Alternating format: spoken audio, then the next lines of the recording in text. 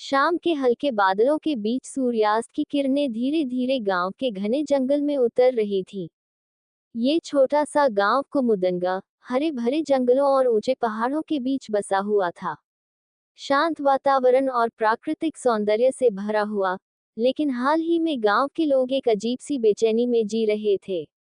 गांव की एक खूबसूरत और चंचल लड़की सिया 2 हफ्ते पहले रहस्यमय तरीके से लापता हो गई थी। सिया गांव में अपने सरल स्वभाव और मीठे व्यवहार के लिए जानी जाती थी। उसकी उम्र केवल 16 साल थी, पर उसकी आंखों में एक अलग चमक थी, जिज्ञासा, जो उसे गांव के हर कोने, हर पत्थर, हर पेड़ को समझने के लिए प्रेरित करती। जब भी वह जंगल में अकेले घूमने निकलती, वह हर बार कुछ नया ढूंढने की कोशिश करती। पर इस बार उसके घर लौटने का कोई पता नहीं था। सिया के लापता होने के बाद गांव के लोग परेशान थे। कई लोग जंगल में उसे ढूंढने गए, लेकिन उसका कोई सुराग नहीं मिला। गांव के बुजुर्गों का मानना था कि जंगल में कुछ अदृश्य शक्तियां थीं, जो कई सालों से गांव के पास के जंगल में मौजूद थीं। सिया की मां, मालती, हर दिन गांव के मंदिर में बैठी देवी से अपनी बेटी की सलामती की प्रार्थना करती थी। इस पूरे मामले ने गांव के थाने में भी हलचल मचा दी थी। उस थाने में इंस्पेक्टर राजवीर का तबादला कुछ महीने पहले ही हुआ था। राजवीर ने सुना था कि यह गांव बहुत पुरानी मान्यताओं और रहस्यों से भरा हुआ है, लेकिन उसने कभी नहीं सोचा था कि उसे ऐसे रहस्य से दो चार होना पड़ेगा। राजवीर को गांव वालों ने बताया कि सिया आखिरी बार जंगल की ओर जाती हुई देखी गई थी। राजवीर ने मामले की जांच शुरू की और सबसे पहले सिया की सहेलियों से बात की। सहेलियों ने बताया कि सिया अक्सर अजीब अजीब कहानियां सुनाती थी। उसने कहा था कि एक दिन जंगल में उसने किसी अदृश्य आवाज को सुना था, जो उसे पुकार रही थी। गांव वालों ने इसे महज एक गप मान लिया, लेकिन अब यह आवाज सिया को अपने साथ ले गई थी या नहीं, ये राजवीर के लिए सोचने की बात बन गई। राजवीर ने अपनी टीम के साथ सिया के घर में छानबीन की। तभी अचानक उसकी नजर सिया के कमरे में रखी एक डायरी पर पड़ी। डायरी पर धूल जमी हुई थी, लेकिन राजवीर ने उसे खोला और पढ़ने लगा। डायरी में सिया ने कई अजीब घटनाओं का उल्लेख किया था। उसने लिखा था कि उसे ऐसा महसूस होता था जैसे कोई उसके साथ हर समय हो। उसने लिखा था कि जंगल में एक पेड़ के पास उसे एक रहस्यमय चिन्ह मिला था, जो उसे बार बार अपनी ओर खींचता था। वह मुझे बुला रहा है, सिया ने डायरी में लिखा था, जैसे वह मुझसे कुछ कहना चाहता हो।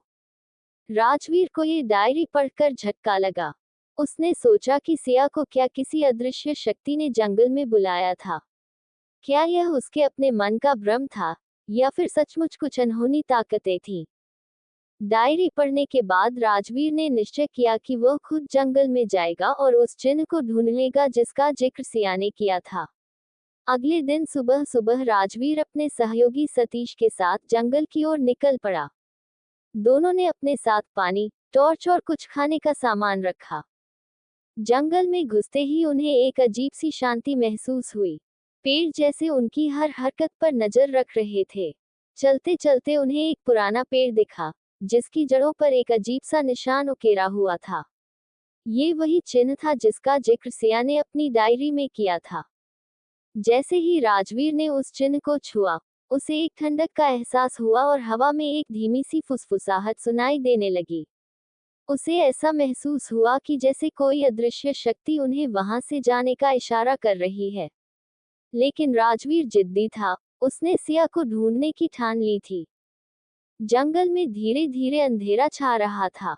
तभी अचानक राजवीर और सतीश को किसी के रोने की आवाज सुनाई दी। वे आवाज के पीछे गए और देखा कि जंगल के एक घने हिस्से में एक लड़की खड़ी थी। उसके बाल बिखरे हुए थे, और वह अपने चेहरे को ढांपकर रो रही थी। राजवीर ने उसे आवाज दी, सिया, क्या तुम सिया हो? लड़की ने सिर उठाया, उसकी आंखें लाल थीं। उसने किसी खालीपन से उन्हें देखा और धीरे धीरे पीछे मुड़कर घने जंगल में गुम हो गई। राजवीर और सतीश उसका पीछा करते रहे, पर वह लड़की अचानक ही आंखों से ओझल हो गई। अब राजवीर को यकीन होने लगा था कि कुछ तो रहस्यमय था। वह जंगल के रहस्य को समझने की कोशिश कर ही रहा था कि अचानक उसे अपने पैरों के नीचे से धरती हिलती हुई महसूस हुई। अचानक वे दोनों जंगल के एक ऐसे हिस्से में पहुंच गए जहां कोई भी गांव वाला नहीं जाता था। यहाँ एक छोटी सी नदी थी, जो सूखी और ठंडी थी, मानो उसमें वर्षों से पानी नहीं बहा हो। राजवीर ने उस नदी को पार करने की कोशिश की, लेकिन जैसे ही उसने नदी की सतह को छुआ, उसे एक चमकदार रोशनी दिखाई दी। रोशनी के बीच में उसे सिया की परछाई दिखाई दी, जो उसे पुकार रही थी। लेकिन जैसे ही वह उस रोशनी के पास जाने लगा, वह गायब हो गई। सतीश ने उसे खींचते हुए पीछे हटाया और कहा, सर, ये बहुत खतरनाक लग रहा है। हमें यहाँ से निकलना चाहिए। जंगल से लौटने के बाद राजवीर की नींद हराम हो गई थी। उसे सिया की वह परछाई और रहस्यमयी आवाजें बार बार सुनाई देती थी।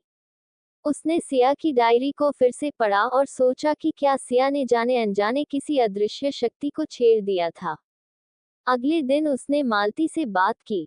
मालती ने बताया कि बचपन में सिया के दादा ने उसे एक कहानी सुनाई थी कि इस जंगल में एक पुरानी आत्मा भटकती रहती है, जो हर कुछ वर्षों में एक लड़की को अपने पास बुलाती है। राजवीर को ये सुनकर और भी हैरानी हुई। उसने ठान लिया कि वह सिया को वापस लाकर ही रहेगा। राजवीर ने अपनी टीम के साथ गांव के पुजारी से बात की।